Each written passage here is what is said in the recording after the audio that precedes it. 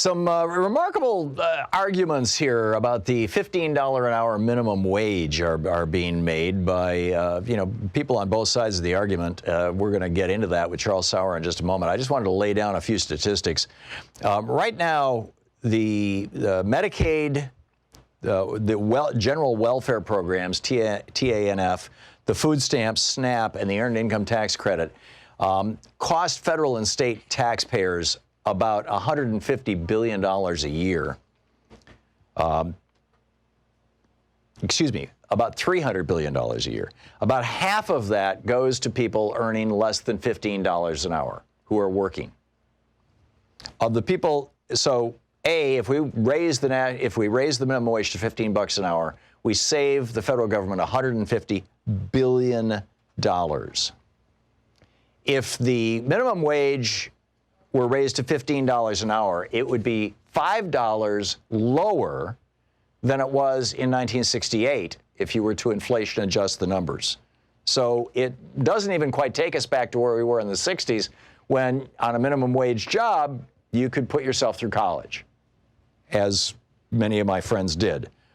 So, you've got that. You've got it'll generate $120 billion in higher wages, which means it's going to generate a lot more tax revenue, which, either pays down the debt or helps do things. And it stimulates the economy because all those people will have extra money that they will be spending into the economy, which is going to create new jobs. 2/3, 67.3% of the working poor would receive a pay increase. Fewer than 10% of them are teenagers. 58% of minimum wage workers in the United States are women. 60% of all minimum wage workers in the United States work full-time. 28% of them have children. These are some of the statistics coming out of this new report from the Congressional Budget Office, which adds that if the minimum wage goes to $15 an hour, that there will be, a couple of consequences. The first, I lost my page here. Anyhow, let's let Charles Sauer tell us all about this. Charles is the president of the Market Institute, Libertarian Economist. His new book, Profit Motive, What Drives the Things We Do, marketinstitute.org is his website. You can tweet him at Charles Sauer, S-A-U-E-R. Charles, welcome back to the program. Thanks for having me on.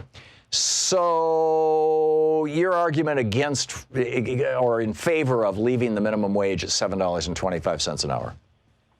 Well, if we raise it to 15, it's more of keeping the poor poor and letting the rich get richer, right? Because what we're going to hurt here are the entry-level jobs. We're going to stop my three daughters from getting their first job. But the fact is my three daughters aren't going to be stopped because I can afford to pay for an internship. I can afford to put them on a bus. Fewer than 10% of minimum wage workers are teenagers. So your daughters are the outliers, Charles. Let's talk about the larger economy. That 10% is what becomes the larger economy. More than 50% of minimum wage workers are between 25 and 54. 10% are teenagers, and the rest are basically over 50. Yeah, so the graph moves, right, Tom? A 10-year-old becomes a 20-year-old, and a 20-year-old becomes a 30-year-old. This is what the left forgets. They forget that the graph moves. This is actually what Larry Kotlikoff, who's likely to get a Nobel Prize for his work in economics. Larry Kudlow is a hustler. Come on, Charles. Let me get this straight. If I understand what you're saying, if I understand what you're saying is correct, what you are saying is that if the minimum wage goes to $15 an hour, which is 25% lower than it was in 1968. If it goes to 25% less than it was in 1968, that this is somehow going to hurt your daughters. I don't see why. No, it's not going to hurt my daughters. It's because I can afford to put them on a bus. It's where you're keeping the poor poor and the rich richer. No, if they're making $15 an hour, they can afford to get on the bus themselves. But you cherry-picked the numbers from the report. You lost the page right when you started talking about the fact. I lost the page about how many people would lose their jobs. I lost your arguments. Yeah. So give me your argument. You happen to lose that. It loses 3 million jobs. I don't know what happened to the page. More importantly, it loses here it is. families $9 billion in funding. And worse than that, this isn't just the first time it came out. Seattle published the report that it cost the minimum wage workers when they actually enacted it. Not an academic exercise. Not anything that the economy grew when they raised the minimum wage. No. Yes. More people have more money in their pocket. It stimulates $74. activity. No, because they lost hours. They lost hours, and they started at $150, and I was really excited to prove. I mean, it's broken windows. Nobody's excited about these numbers when they're proven in real life. But they revised the number down to $74 that the average minimum wage worker lost. And so we now have another report saying the same thing, and I'm back on talking about it again with you. The fact is that the numbers and the research and the history all say the same thing, and that's why you started with the numbers you did, because those are outliers, Tom. Those are the outliers. The history is that people lose money when you raise the minimum wage. But I don't even care about that, because the thing that I want the most is for the economy to continue to grow and for poor people to be able to become rich people, and that is the worst part of this plan. Poor people become rich people. I want that. This plan stops it.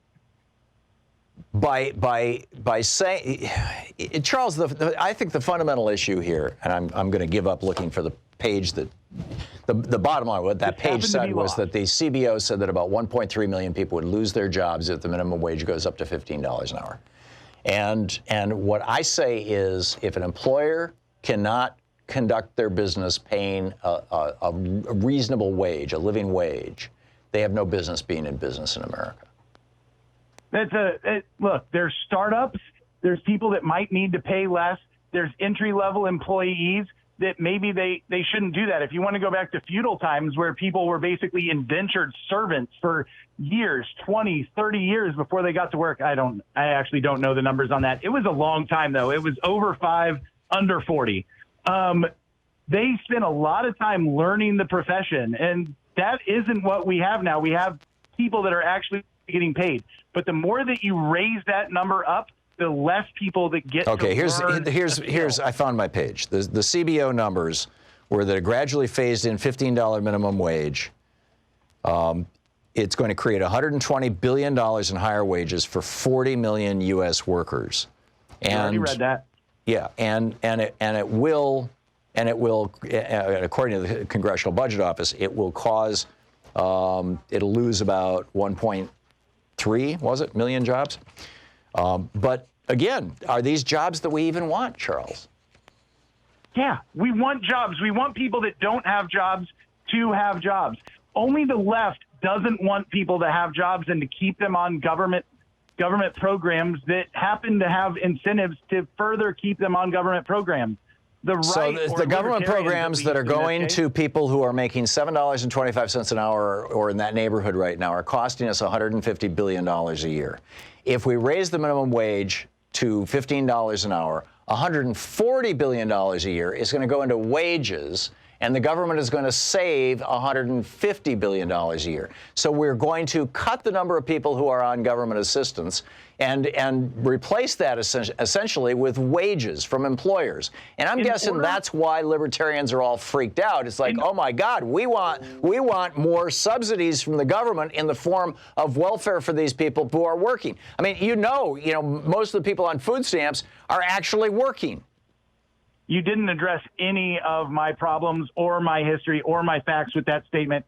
And in fact, the only way for you to have the conclusions that you're coming to in that last statement, not the CBO report, because the CBO report does have interesting statistics on both sides.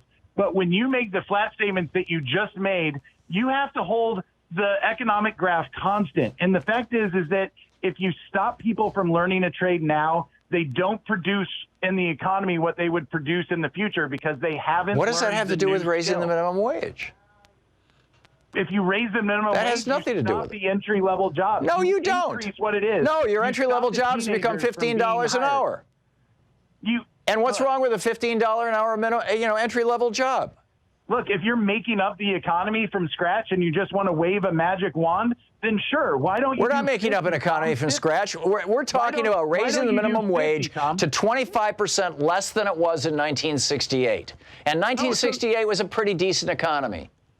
So that's your goal? Look, the fact is, No, my goal would be to raise it to $20 an hour, to take it back to where it was in 1968. Look, everybody knows that the numbers don't work. CBO just said it. No, everybody doesn't know that. I suggest that you go over to the Economic Policy Institute, EPI.org, and look at their numbers. They ran the same numbers based on the CBO study, and they're saying right up front, the CBO studies, our economy can afford a minimum $15 minimum wage, and the benefits of gradually phasing in a $15 minimum wage by 2024 would be far-reaching, and would exceed the costs to the economy. And again, the fewer than 10% are teenagers. 58% of people working minimum wage are women. I don't know what you have against women, Charles. 60% are working full-time. I don't know what you have against full-time workers. 28% have children. Are you opposed to parenthood? I'll tell you what I have on my side. The CBO report that you're citing says that the people that are going to be hurt are those 10%. You obviously don't care about them, but it also says that women are going to be the biggest ones hurt, because those are going to be the jobs that are lost first. But you can ignore that part. Maybe that's the sheet that you lost. We're talking about a tiny loss of jobs. Compared to the overall economy, it's way less than 1%. And in exchange for that, you're getting massive economic stimulus. You're cutting the cost of government welfare programs, which are fundamentally subsidies to wealthy, largely white employers. And you're raising the standard. You're going to lift 40 million people out of poverty with this, Charles. That is untrue and not in the report. But this is Thom Hartmann walking down the street saying, you have a job, you don't have a job, you have a job, you don't have a job. No, this is Thom Hartmann saying that no employer in America should do business. I don't want you to have that power. This is Thom Hartmann saying that if you can't afford to pay somebody $15 an hour, your business model sucks. Well, look, so you're saying Amazon's good because they are on this track. So yeah, they're paying $15 an hour. They've got a business model that works. Any company in America can do it. Seems to disagree with that. AOC didn't want it in New York. The fact is that businesses can pay what they can pay, and if people want those jobs, they should take them. So you want no minimum wage at all? I don't think that most cities are paying above the minimum wage now. Anyway, you want no minimum wage at all, though, right? We don't need a minimum wage. The minimum wage is actually a death wage. By the time they implement it, it's under poverty.